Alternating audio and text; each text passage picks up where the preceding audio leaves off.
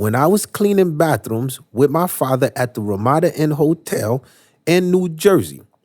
The cover band was playing Rich Girl and Bruce Springsteen. Right.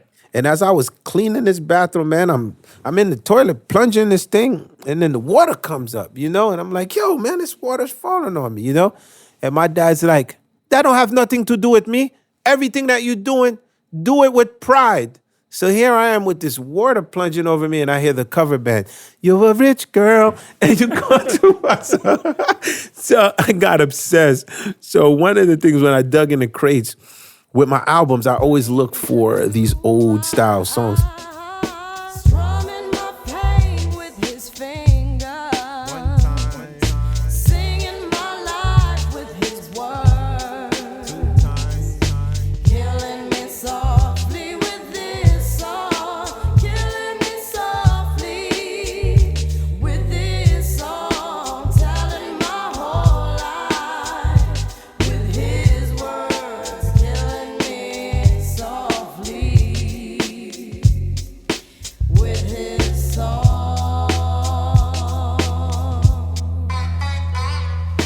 I just want to welcome everyone to a new live edition of the Talkhouse Music Podcast.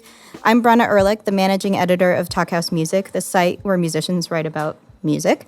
And for a few months now, we've been recording our podcast live here at Samsung 837, bringing together artists like Sean Lennon and Les Claypool, Tim Heidecker and Chris Gethard, Rose McGowan and Meredith Graves. And this week, we have Wyclef Jean and Will Butler. And Wyclef, you might know. The great Will Butler. Yes, the great Wyclef. Yeah, you gotta like. Oh, shut. So Wyclef is the founding member of the iconic hip-hop trio, the Fugees. And with the Fugees, he penned the chart-topping record, The Score, which just turned 20, as well as a bunch of other Grammy-winning hits.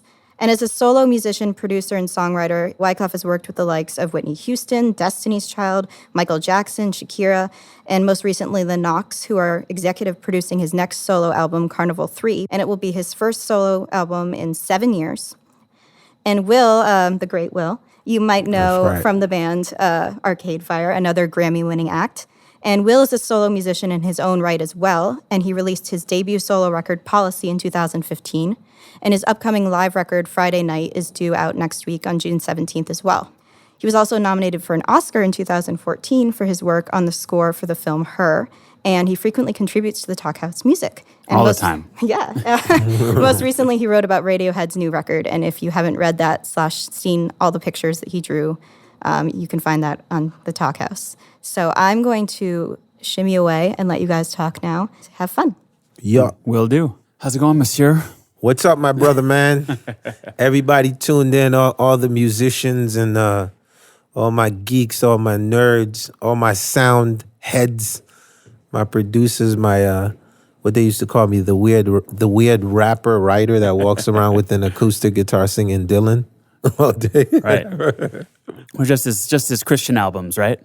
Yeah, man. It's so funny because my dad was a minister, right? And what was funny was coming from Haiti. I ain't speak no English, right? So you get to America 10 years old, and my dad is of Christian faith, Nazarene missionary. So I always trip people out. I'm like, yo, the first records I actually can probably sing are probably Petra. Right. And people are like, yo. And they're like, you tripping, man. And I'd be like, it's too late for Annie. Striper, Amy Grant, but all of that. Oh, wow. But it was cool. I would say the rock stuff, the Christian rock stuff, it sort of penned me and introduced me to in a weird way, the Police, Synchronicity. Okay. The band, Yes. Okay. Because what happened was my dad at the time, even though he spoke English, he barely spoke English. So it was sort of sonically, if I could get away with things that sounded like it was Christian rock, you know what I'm saying? Right. So at one time, man, we had the Police, Synchronicity, and Pink Floyd, Wish You Were Here. Mm-hmm. I remember one time, Jesus, I wish you were here. Yeah, that's just facts, man. Facts. He walked in and said, What's this wish you are here stuff? What's this wish? I say, we wish Jesus was here. Like, all right, keep it down. Yeah, man. So Christian rock, you come to America, you discover Christian rock. Yeah, man. I discovered Christian rock. The first thing I'd say, I landed in Brooklyn. Right. Marlboro Projects, Coney Island. Right. And man, and so my dad, he believed so much in the cloth and in the faith. He was like in the projects, and he had the hood like in this little, the church was like in this little tiny apartment, like with the 8 of us. Can you imagine that? And I remember like outside, the first sounds I heard was like boom, boom, boom, boom, boom, boom, boom, boom, boom, boom, boom. And then I looked out that window and I just felt somebody pull my ear and they said, "Don't you ever listen to this stuff. This rap music is called drug dealer music." And then I was like, oh, this is cool. This is what I'll be listening to. Yeah, man. And you were all over Brooklyn. I mean, you came to Coney Island, but then I came to Coney Island, then I went to Flatbush Avenue. Right. Flatbush was my introduction to reggae. Okay. So you got the dread, the Rasta. Mm-hmm. You go over to the Rasta joint, and he's selling like beef patties, Jamaican beef patties. Wink, wink, right? So you go and you're like, say, "Yeah, wow, so what y'all want, man? Yo, sir, can I have 2 beef patties?" And and then you hear all this music like hard, like reggae at the time, and it's like King Yellow, man, right? Like zungo, zoom, zungo, zungo, zang, those things with boom, boom, boom, boom, boom, with those like real heavy bass lines, and I would say like Flatbush definitely gave you like a sense of like culture, like made me feel like very cool to be like on the bush. Yeah. I went to like PS 199. Like okay. It was like, it was like really Brooklyn. And my grandma, she was so heavy into Brooklyn. Even when we moved to New Jersey, every weekend, we still had to be in Brooklyn. Oh, wow. Okay. Yeah. No, there's a Rasta ice cream shop on Flatbush Avenue I go to sometimes. It's called Scoops. Oh, it's okay. ice cream and licorice stick and you see, herbal remedies of all kinds. You see? It's all upgraded now, right? Yeah. From beef patties to ice cream. I think you can get beef patties still on there. Yeah. But, Yeah, man. So Brooklyn, Haiti, Brooklyn, Coney Island, Flatbush, New Jersey. You're a New Jerseyan. Yeah, definitely. I would say, but don't tell the Brooklyn that. You know what I mean? I'm gonna start trouble. Yeah. No, it's funny because Brooklyn was very like they had shot a cousin of mine, got killed, and it was very rough, like for us in Brooklyn. Mm-hmm. And I'm a PK preacher kid, right? And I really never like backed down from fighting or anything. And my father was just like, if I don't get these kids out of Brooklyn, they're gonna be dead soon. Mm-hmm. This one, Wyclef, he gonna be dead. And so one day, remember I told you his English is not too good. He happened to be driving somewhere, and keep in mind, my dad from Haiti, and the number one thing he knows how to do best is farm. He's a farmer, like we from farmland.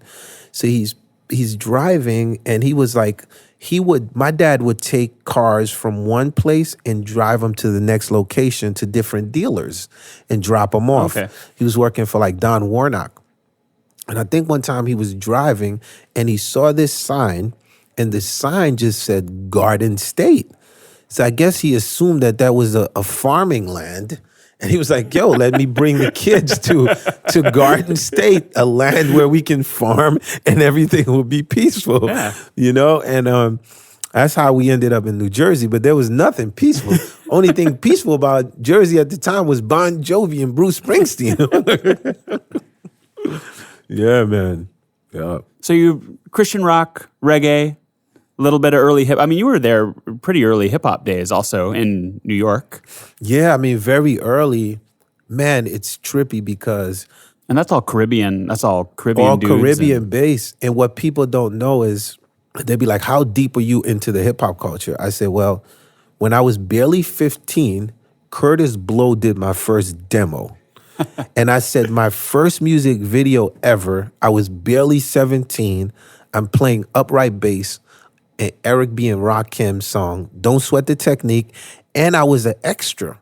And for an extra, man, I got some real good shots. I'm like 7 or 8 like shots in, you know what I mean? So yeah, I was into the hip hop culture very early. Cause for me, like hip hop was the gang. Like, cause where I came from, you was gonna be in a gang. You either was gonna play ball gang, you was gonna be like banging something.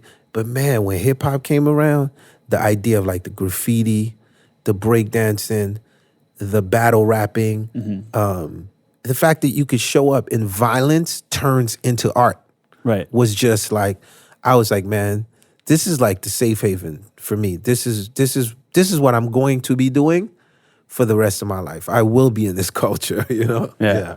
And you're a dancer. Can you still backflip?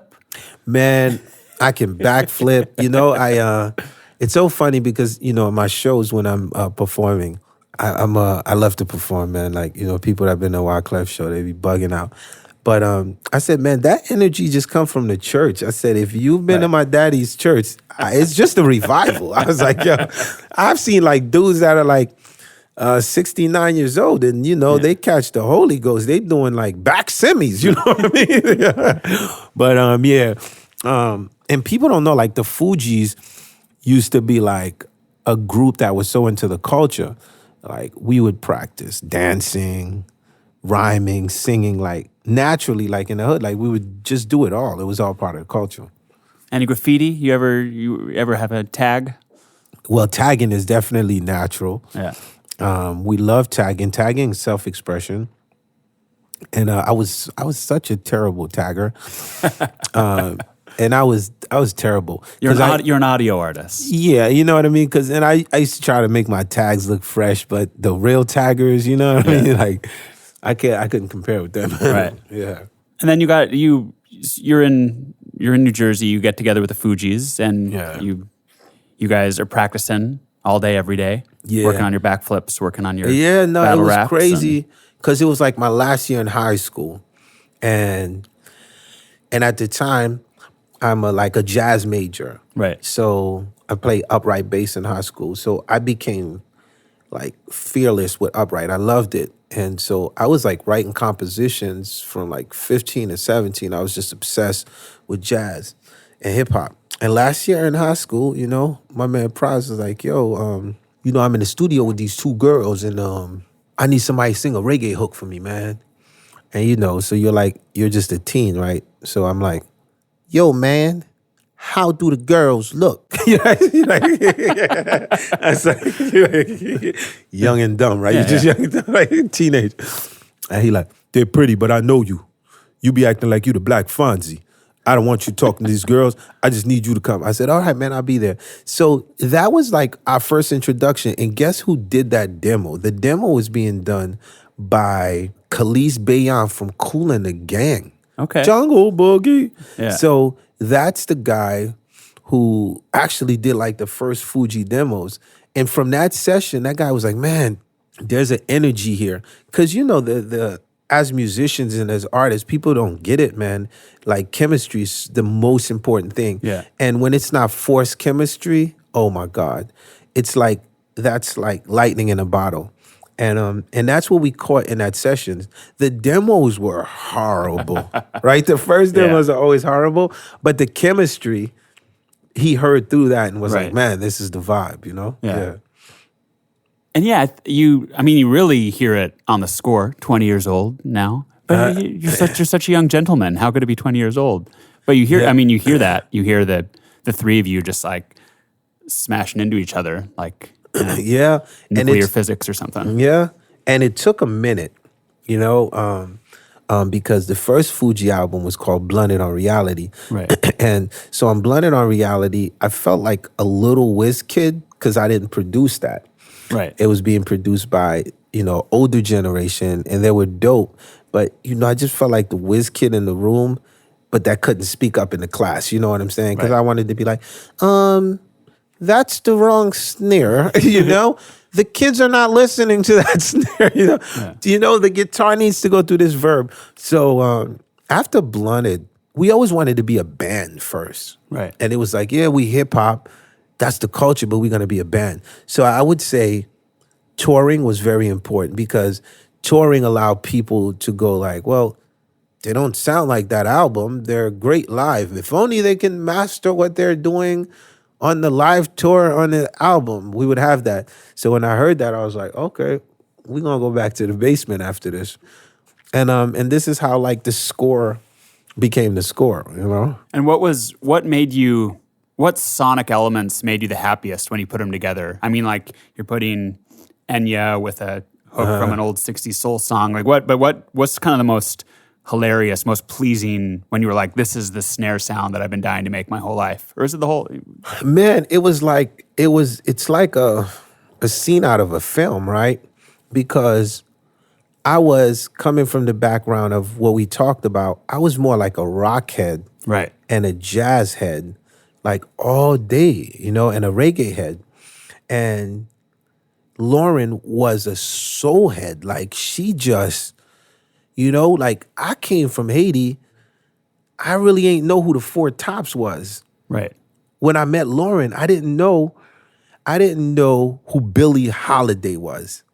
The same way, like, you know what I mean? She probably ain't know who Yes was. Right. So when we sat there and started exchanging music, it was insane. So here I am in the Booger basement, and I'm in this little room, and I'm on an MPC 60. And I'm obsessed with this little drum machine because it's very cool, it's very fast, and anything in my head I could do. And at that point, the 60 was a couple generations old, right? Like that. Or was it fresh then? Or was it? Yeah, no, the MP was still kind of old, you know what I mean? Yeah. But actually, the MPC 60, the first one was a Lin 9000. Right. So the Lin and then the Lin 9000, then there was the SP 1200, right? So I still had the SP. So when we got the MP, it was like it was like lightning. Right. Right. So I'm on the MP, and I remember one night I seen a movie called Sleepwalker. Yeah. And Sleepwalker, that's when the Enya sample came in. Okay. And I saw it from the movie, and then I was just looping some basic like drums, and then Just playing them on the pads. yeah, on the playing drum them on the machine. pad, and then I looped it, and then in my brain I was like, yo, I'm gonna put the Enya sample against this. It just sounded so simple but so big, and that's Enya, you know what I mean? So the vocal layer, you can imagine. And Lauren comes in the room and she's like, yo, what's that? So, you know, just catching the vibe on something. And then out of nowhere, she just starts going, ready or not, here I come, you can't hide. A straight R&B record, Right. you know, against a gothic, a woman from a cathedral sample, you know.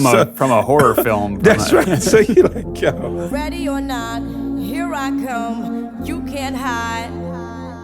Gonna find you and take it slowly. Ready or not, here I come, you can't hide.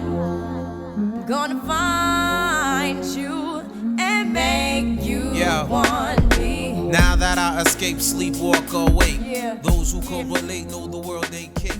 You know, and the score constantly have moments like that, you know, all day, definitely. So you're in the basement. You've got some mics. I mean, you've got some amps. You've got a drum kit, or is it literally just MPC, like a rack of samplers? What's it like down there? Well, I mean, the basement, we couldn't really afford a lot, so we had to build our own patch bay. Mm-hmm. It was very small. Keyboards I started off with a VFX keyboard. We bought an old MCI board, which was kind of messed up, but I got a chance to, with a small team of my thug nerds, rebuilt that board. We also, at the time, I said, I need a tape machine. And there was a good deal going for a 456 Ampex reel. Okay. And, you know, the 24 tracks is empty. Woo, right? And from track 1 to 23, right, you constantly, because, right, you don't have a Neve board, right, where you have all of these outputs, right? So you're basically cheating. So when you're doing backgrounds, you're literally doing 10 tracks, then you're bouncing to track 23, right? And keep going. And sometimes you can hear the bleed, right? Right? You know, so if you bounce to track 23, you can hear the bleed from the Simpty. Right.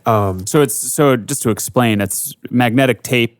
You have like 2 inches of magnetic tape, and it's every track you're recording has a channel, and the last channel has this horrible digital sound. It's just It sounds like a alien film, like a movie, right? That's a sound. but it actually physically bleeds onto the other tracks. It's because you're not going into a computer. It's just like the magnets spill over in it. Yeah. So that pops in a couple times. You hear Of it. course, like throughout this score, you're constantly getting this alien noise, and maybe that's why this album was so successful. the magic. Now everyone's gonna go put Simpty on all 8 tracks. Don't do it. Just go to Pro Tools. And so you had a basic rig, and now you kind of have a basic rig again, right? You've had a massive studio, but you're working on stuff now. And or is it complicated now? No, it goes from like, it always goes back to simplicity. Mm-hmm. I always say my best work is done in small, tiny rooms.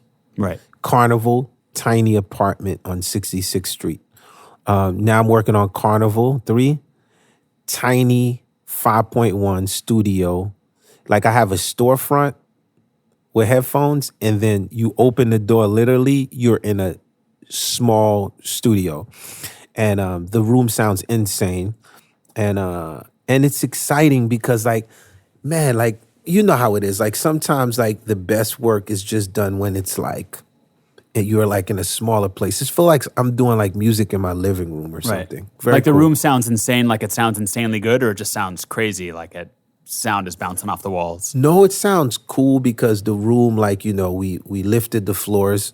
The room is built to 5.1 standard within conversion. With this album, I'm obsessed with binaural, and I am trying to create my own version of, like, when Pink Floyd did The Wall. With this, I'm so obsessed with audio and making people want to play something from beginning to end. It's a film. Right. So it's going kind of insane, you know. I had some highlights. I'd say probably one of my highlights was I love digging in the crates, and I'm a big Hall & Oates fan. Like, insane. Daryl Hall, these harmonies. So, you know, we digging in the crates, and I pull up Rich Girl. And Rich Girl is one of my favorite songs. People be like, why? I said, because when I was cleaning bathrooms with my father at the Ramada Inn Hotel in New Jersey, the cover band was playing Rich Girl and Bruce Springsteen. Right. And as I was cleaning this bathroom, man, I'm plunging, you know, I'm in the toilet plunging this thing, and then the water comes up, you know, and I'm like, yo, man, this water's falling on me, you know? And my dad's like, that don't have nothing to do with me. Everything that you're doing, do it with pride. So here I am with this water plunging over me, and I hear the cover band, you're a rich girl, and you go to us. So I got obsessed. So one of the things when I dug in the crates with my albums, I always look for these old style songs sometimes. Man, I got a chance to work with Daryl. Really? Man, I went to a Daryl house, and man, it was insane because this dude keyboard playing and his vocals, I was like, you sure you didn't go to my daddy's church? Like, it's just the most insane. So that came out cool. Another epic moment was Emily Sandé. Okay. And I'm obsessed with her. She's from England. And I love singers.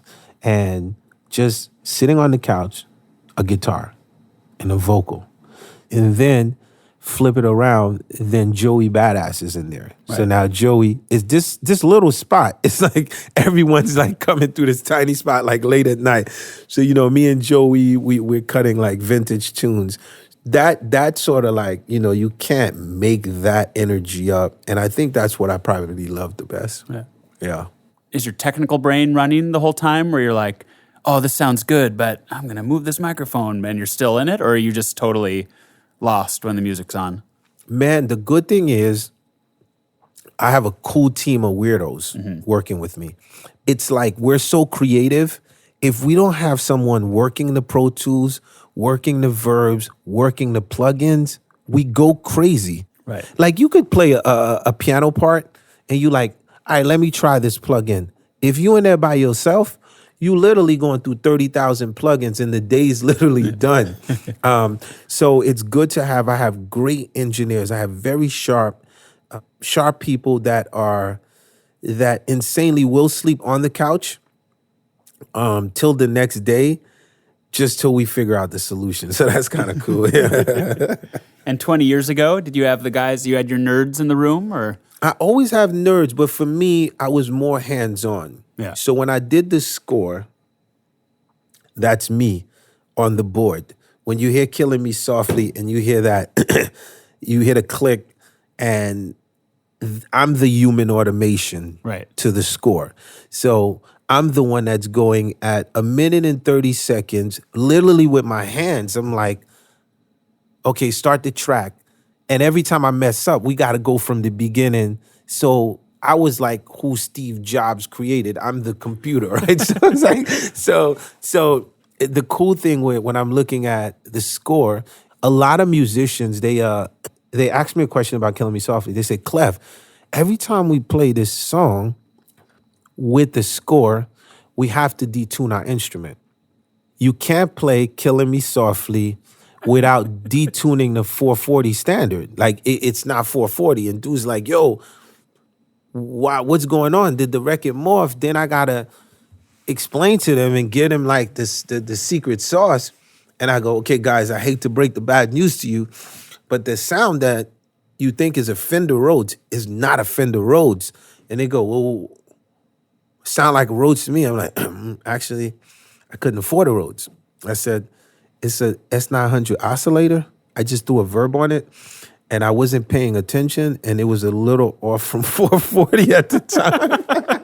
But it sounded good. It's in tune with itself. It sounds good. Yeah, so it was like in tune with itself, man. So, but those are the cool things, you know what I mean? That's why it'll always boil down to good music and natural sound for me first, always. Yeah. And then, so like on Killing Me Softly, you recorded it to tape, right? And like kept bouncing stuff down, and everything was on the 456. So it's hard. You could punch in and things, but you can't like go in and edit. You can't do 10 vocal takes and cut in the best syllables. No, it's you got to bounce everything down to 2-track. And so people thought I was a madman, like a mad scientist. You're a madman, Wyclef. Yeah. But Lauren, on Killing Me Softly, she was a mad woman scientist because she was so obsessed with the original version. I literally think Lauren did background vocals for 7 days. I kid you not. Right.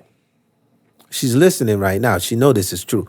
7 days of the most insane vocal takes. And then when you're listening back to the Roberta Flack, the original, you see why she took so long to really, and that's another, definitely credit her, like heavy, like genius when it comes to vocals. So on day 3, you were like, that's good enough. It sounds great. And she's like, man, just leave me here for a minute. You know what I mean? Like, it's going to take a few more days to get through these 40,000 takes of Killing Me Softly. Yeah, man. Crazy. And you did a couple things with outside producers on the score. Like Fuji La was with them.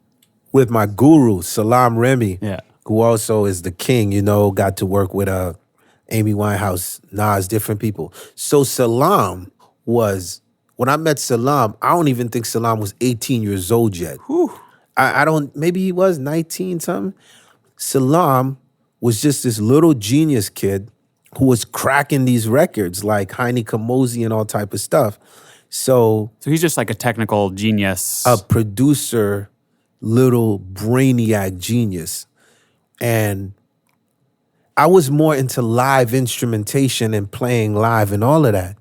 I didn't really get into the drum machines and all of that deep until after my session with Salam. Okay. So Salam did Fuji La, right?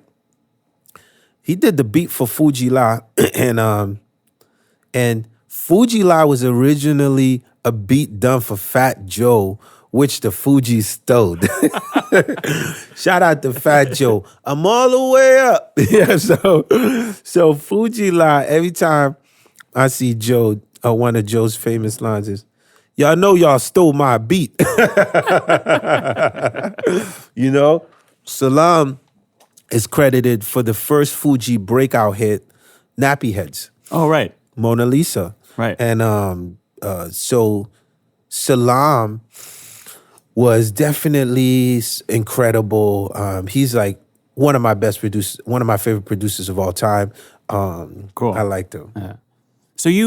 So Salam kind of gave you the sense of what was possible in the studio. You were like, oh, I can be a wizard too, or No, Salam, in my dad's church, I played every instrument possible. And I was a whiz kid, I was jazz, I was all of that. But Salam introduced me to the electronics. okay, Like I was like, hold up, I can get this same syncopation with the SP, and it's quicker than bringing a drummer in. All right, I'll cut that out for a minute. You know what I mean? So Salam showed me the best way to incorporate when man meets machine. right? Because he was doing both, and I wanted to be the producer to do both. Yeah. Yeah.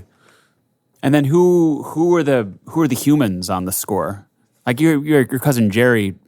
Jerry, man, Jerry is one of my most favorite beat makers of all time. Mm-hmm. I call him like the Haitian Bootsy Collins. Right. Because, Jerry been playing the bass since he was a kid, and the bass was bigger than Jerry when he started playing it.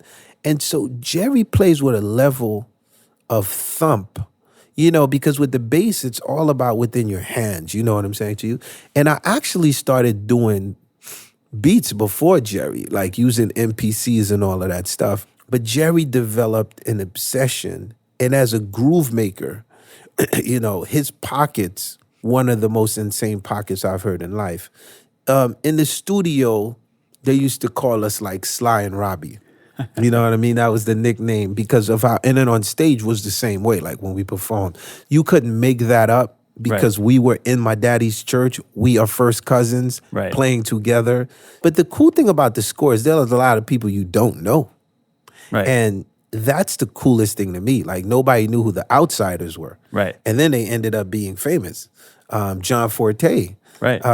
Omega on Family Business. And it's like, who are these people? I don't know, but they sound cool as heck. And the idea with the score is like, let's make music, not hype. Right. That was it. And how did you meet folks like John Forte? Just like in going around. I guess you already had a record out on a major label, and you toured around, Forte. Lauren brought Forte around. And Forte was cool. I heard him spit. And in my hood, I was Dr. Dre. Right. Like, you had to come through me. I had the machines. And, we had the little gear in the studio. And it's like, oh, you spit. Let me hear what you got. You know what I mean? So Forte was incredible. Omega, The Outsiders, which was, like Eminem come from the Outsiders clique. Right. And it was crazy because you had two crews. I remember, like, you had the Outsiders on one side, right? And then we were like the Refugees. And it was really serious. Like that basement, the battles that used to go on, like the rap battles. Because if you come to my basement, you got to battle me. Right. And that's the first thing. And this battle was like, if you watch karate movie, it's like Shaolin. Mm-hmm. Like you walk in and it's like the Abbot. You know what I mean? So your kung fu is better than mine. We're going to see. And it's crazy because Akon was discovered like in my basement. Like that's the first time I saw Akon. And I thought Akon was so dope that when we did the score, Fuji La Remix, that's Akon at the end of Fuji La Remix. Right. So once again, for me, it's never about if the person was famous or not. I'm all about like, if I sense talent, I'm going to rock with them. So you're in your basement and all of New Jersey, New York is coming through your basement at some point in the last couple of years. Everybody, anything that excites you can plug into. Yeah, man. It was the culture. Yeah. Wow, that's beautiful. So now you're working on Carnival 3, and are you spending time in Haiti still these days, or? I'm back and forth heavy in Haiti. I had we was talking off air, and it's important, like musicians understand this, or artists in general, right? So I believe in life, you have to do, versus doing what's popular, you have to do what's right, you know? And when you got to do what's right, it's not going to be famous all the time, right? Because you're going to have some dark days, right? So I would say for me, Haiti was probably the hardest thing I've endured so far because of a few things. One is the Fugees, 1996, the Grammys. We winning our first Grammy, and I'm putting a Haitian flag over my back. So think about it. That's the first time the entire world sees a Haitian flag, and they're like, okay, we're in America, and this is not an American flag. What flag is this? Like, you know what I'm saying? On national TV, man. I said, come on, I love America, but I just want to show America where I come from too.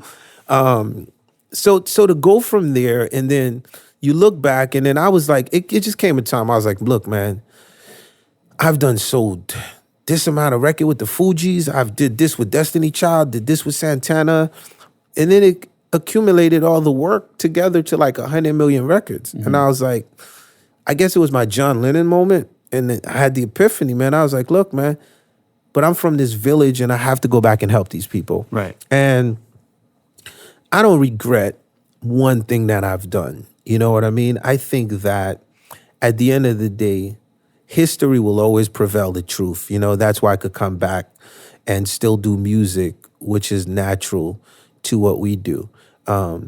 Politics is very dirty. People be like, man, why, Clef? Like, like you're a rock star, you're every night you're performing, it's 15,000 people shaking their butts. Why would you? But I believe that it's important. We have an obligation to do greater good, And for me, I constantly go back to Haiti. My new idea for my country of Haiti is social entrepreneurship. Mm-hmm. So the same way like Samsung invest in companies, but they invest in talent. Like, okay, this person has talent. They could be great. Let's invest in them. I want to see more companies go to Haiti and do that. So, for example, like I could take you to a slum, and in this slum, kids are great with art, meaning like the next Basquiat is there. Right. But you don't know that. The next Picasso is there. So if you see an 8-year-old kid and you see this painting and you're like, oh my God, this kid's incredible. Social entrepreneurship. Don't give him no rice. Don't give him a computer that don't work after a day. Right. Take him in. I don't need you to take 1,000 people in. Take that one kid in, because one person took me in, one person took you in. So that's my whole philosophy, and I think that's how we can make a real difference. No, there's an amazing school in Jacques Mel. Yeah, the Artists Institute, yes, the CNA incredible. Institute. Yes, sir. And they've just built a studio. Have you seen the new music studio they yeah, built? Man, It's incredible. like on the cliffs overlooking the ocean. Great job in Jacques Mel. So talented. One of the most talented places in Haiti. Yeah. Yeah. No, it's a beautiful, and just as the tourism board, visit Jacques Mel. It's a beautiful. Yeah. So much culture in Jacques Mel, though. Yeah. It's like, you know how when you go to New Orleans, for example, and you feel culture? Yeah. Like in Jacques Mel, you'll be like, man, I could feel culture out there. And for all your surfers, Jacques Mel got some serious waves, man. Like, yeah, I know so many surfers that be like, yo, where y'all going? I'm going to Jacques Mel, man. I'm going surfing. Yeah. Haiti's influence is way outsized, but it's a small place. I mean, it's 10 million people, something like that. Counted for 10 to 12 million. You know what? The reason why Haiti is so influential, Haiti is the first black republic of the world. Now think about this. When Haiti was free, you still had slaves all over the world. And the idea of Haitians building their own republic, can you imagine that? So they become this black nation who builds a republic. So this was not good for anywhere else. You know what I mean? They was like, yo, keep them Haitians over here in Haiti. But those soldiers helped to fight in Chicago.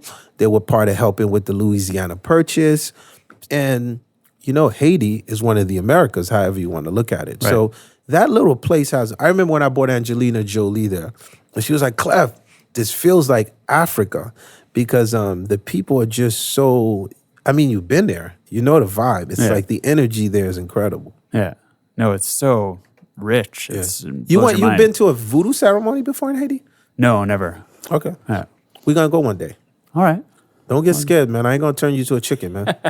I trust you. I trust you, Wyclef. So, do you know any good voodoo ceremonies? What's funny is because a lot of times when people hear voodoo, they freaking think serpent in the rainbow. Oh, Right. Somebody going to jump out. No. Once again, it's part of the ancestral tradition. Well, because your dad was a minister, and his dad he was a voodoo minister. Yeah, my dad's father was a voodoo priest. Yeah. So let's just say like there's an understanding where we all meet where there's no religions, and it's called spirituality. So I think that for me, if you find that Zen, then whatever your religion is, part of it is gonna go with the Zen. Mm-hmm. And I think man divides us a lot of times through religion and try to make this one seem spooky, this one seem violent, this one seems, you know what I mean? And I think that that's what we have to understand. It's a big world, and it breaks down to two things. Do you love or do you hate? And if we could spread more love in the world would be a better place. All right. Yeah, man. Well, that's a great note to end on. And thank you guys so much for being here. Wyclef Jean, Will Butler, thanks again. Cool. All right. Thank you. What's the difference if I'm wrong?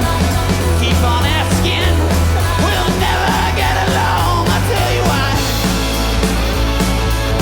But you probably figured it yourself. You've been to a voodoo ceremony before, maybe? No, never. Okay. Yeah. We're going to go one day. All right. Don't get scared, man. I ain't going to turn you to a chicken, man. I trust you. I trust you, Wyclef.